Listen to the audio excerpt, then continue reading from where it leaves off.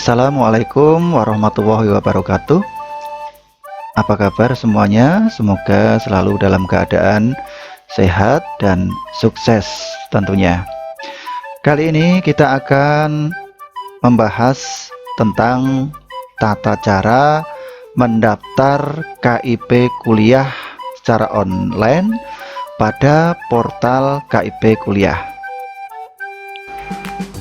Untuk memudahkan Anda pada saat pengisian online KIP kuliah ini, maka dibutuhkan dokumen-dokumen pendukung. Apa saja dokumen itu? Diantaranya adalah KTP atau KK. Kemudian yang kedua adalah file foto pribadi dengan format JPG.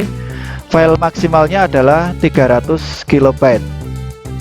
Kemudian yang ketiga adalah file foto bersama anggota keluarga dengan format JPG. File maksimal sama, yaitu 300 KB. Kemudian yang keempat adalah foto rumah tampak dari depan. Untuk formatnya sama, file maksimal juga 300 KB. Kemudian data pendukung yang lain adalah foto ruang keluarga.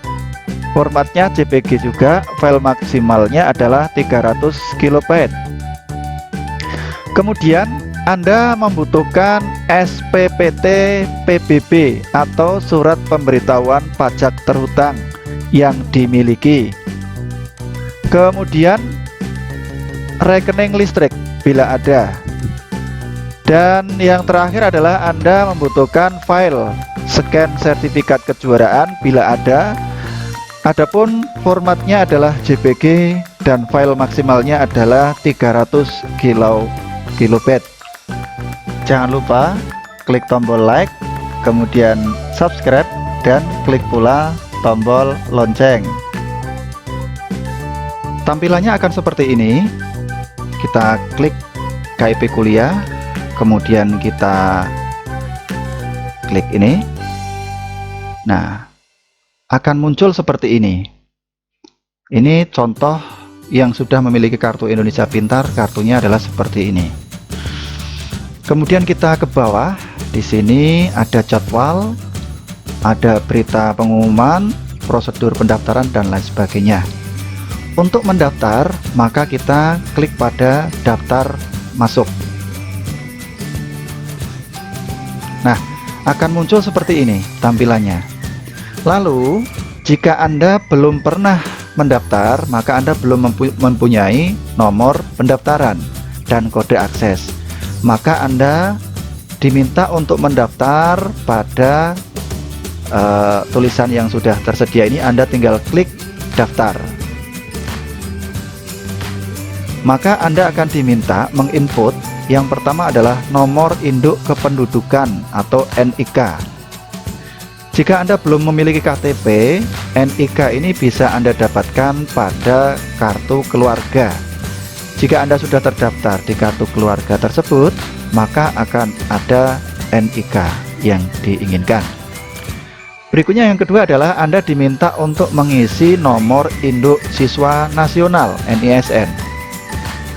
Yang keempat, Anda diminta untuk mengisi nomor pokok sekolah.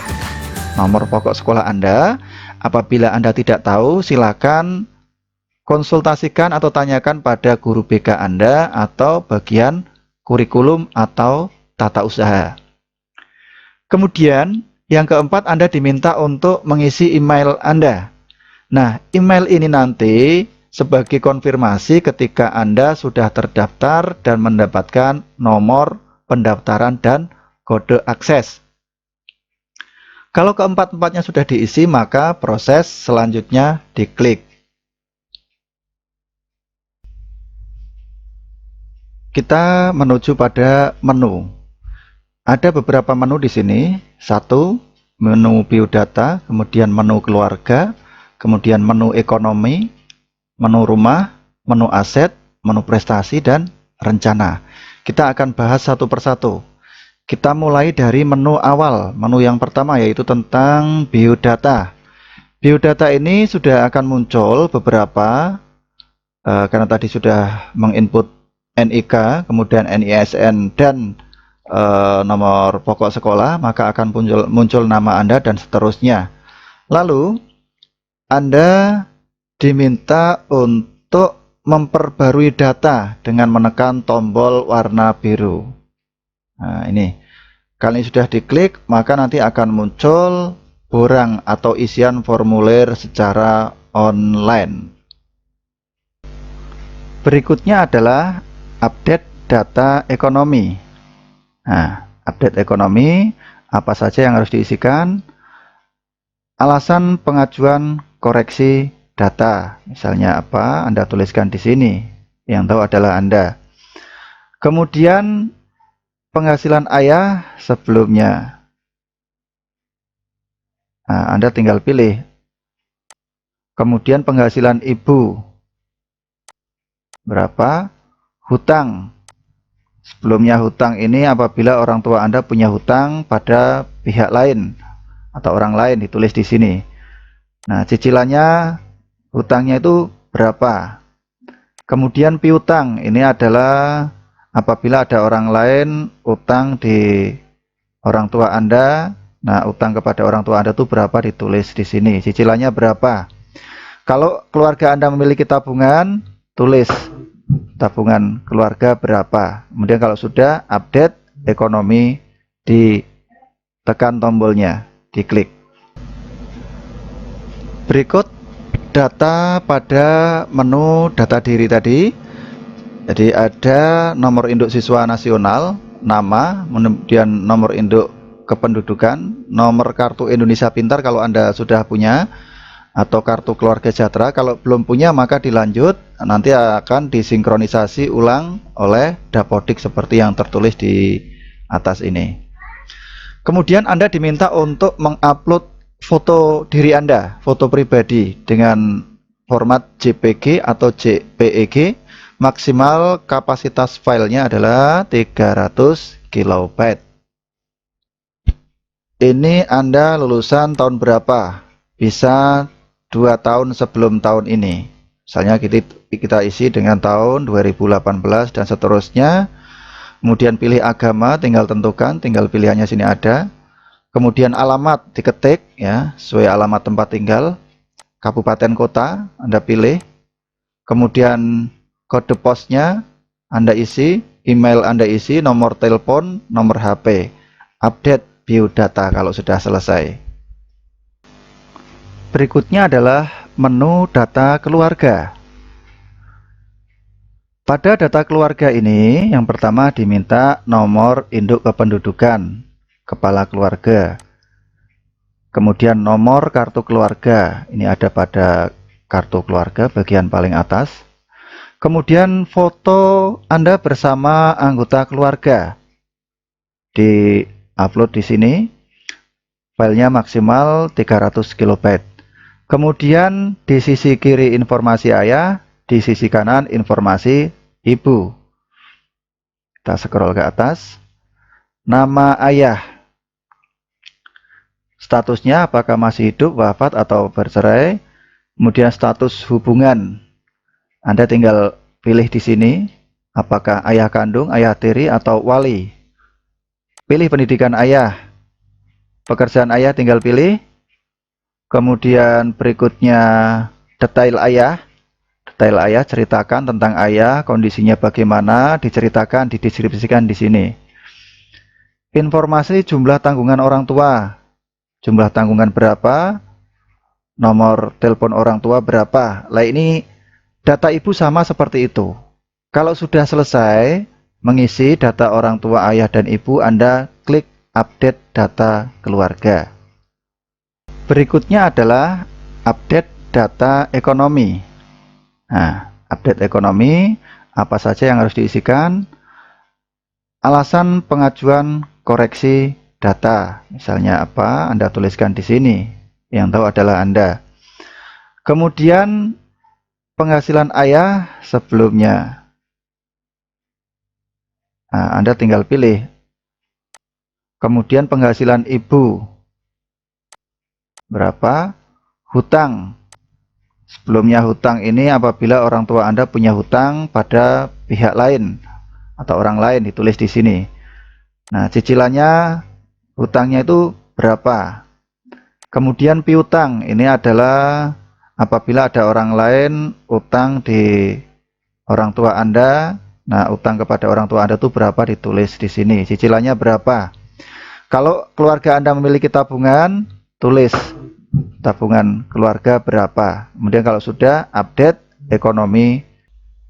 Berikutnya adalah update data rumah.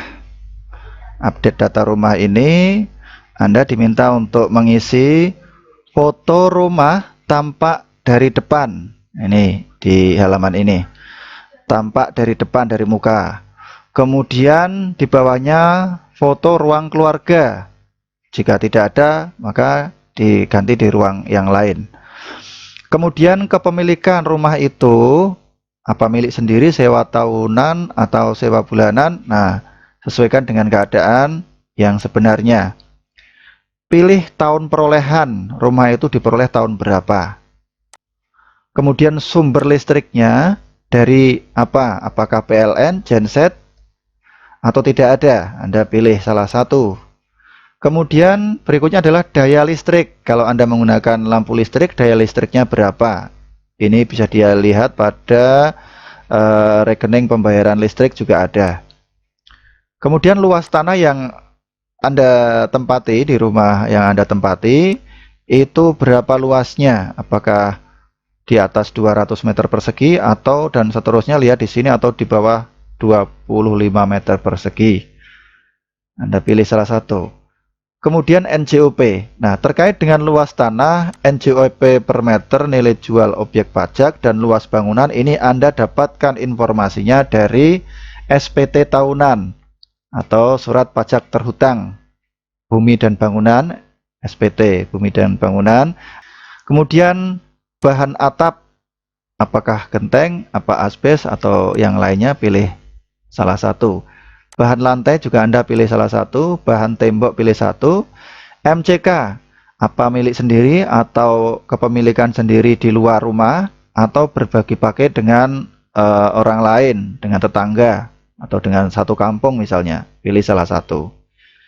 Kemudian sumber air utama yang Anda konsumsi, apakah dari kemasan, PDAM, sumur, atau sungai, atau mata air. Berikutnya adalah jarak dari pusat kota. Ini maksudnya adalah rumah Anda dengan kota Anda itu jaraknya berapa. Nah, satuannya adalah kilometer. Kemudian berikutnya adalah jumlah orang yang tinggal di rumah, termasuk ayah dan ibu dan saudara Anda itu berapa di dalam rumah itu. Kalau sudah, simpan data tentang rumah. Tinggal Anda klik tombol biru ini. Menu aset, tambahkan aset. Jadi barang yang Anda miliki, contoh sepeda motor. Merek misalkan Honda. Jenis barang berarti kalau itu kaitannya dengan transportasi. Kemudian tahun perolehan, misalnya Anda pilih tahun 2010 misalnya. Metodenya apakah membeli tunai atau cicilan, misalnya membeli tunai. Nah, kalau beli tunai, kondisi barang saat ini bagaimana, berfungsi atau rusak? Pilih salah satu, masih berfungsi. Harga beli waktu itu misalnya 10 juta, tulis dengan angka tanpa titik, 10 juta. Kemudian harga jualnya saat ini kira-kira berapa? Contoh misalnya 5 juta. Nah, kalau sudah selesai, tambahkan aset. Ini diklik. Oke, ada notifikasi tersimpan. Kita oke.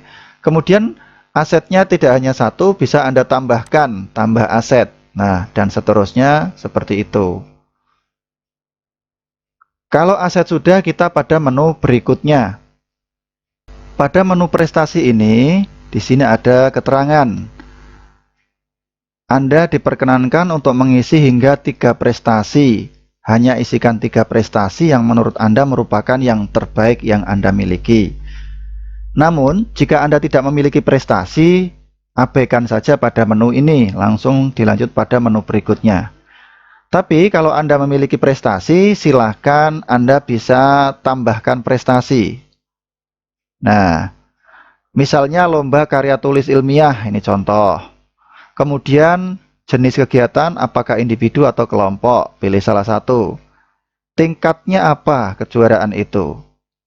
Tahun diperoleh tahun berapa pada saat Anda mendapatkan juara tersebut? Pilihan pencapaian. Nah, ini bisa lainnya. Kalau itu bukan juara, ya berarti finalis misalkan, bisa pilih lainnya. Misalkan pilih finalis atau hal yang lain bisa Anda pilih sesuai dengan sertifikat yang Anda miliki. Lalu setelah itu, Anda diminta untuk mengunggah scan sertifikat yang Anda miliki tadi. Formatnya JPG atau JPEG, maksimal file berkapasitas 300 KB. Tambahkan prestasi dan seterusnya sama. Bila ada lebih dari satu prestasinya, cara mengisinya seperti tadi. Berikutnya adalah menu rencana. Kita klik perbarui rencana. Nah, rencana ini adalah rencana tinggal apabila nanti Anda diterima di perguruan tinggi pilihan Anda. Nah, yang pertama adalah Anda nantinya tinggal bersama siapa? Bersama keluarga, kos, pesantren, atau belum ada. Kemudian dukungan keluarga, ya atau tidak. Kemudian transportasi awal ini yang dimaksud adalah transportasi dari tempat Anda, tempat tinggal Anda, rumah Anda yang semula, ke tempat kuliah.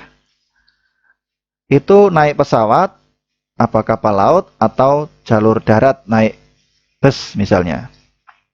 Kemudian ketika nanti transportasi harian ini Anda berada di tempat kuliah, apakah dari kos atau dari pesantren atau dari mana, itu yang digunakan adalah transportasi apa? Apakah sepeda motor, sepeda, atau angkutan umum nih jalur darat. Kemudian berikutnya adalah biaya transportasi. Biaya transportasi ini adalah biaya yang Anda keluarkan dari tempat tinggal Anda menuju ke tempat kuliah. Dari tempat tinggal Anda, ya, rumah Anda semula menuju ke perguruan tinggi yang Anda pilih itu berapa biaya transportasinya.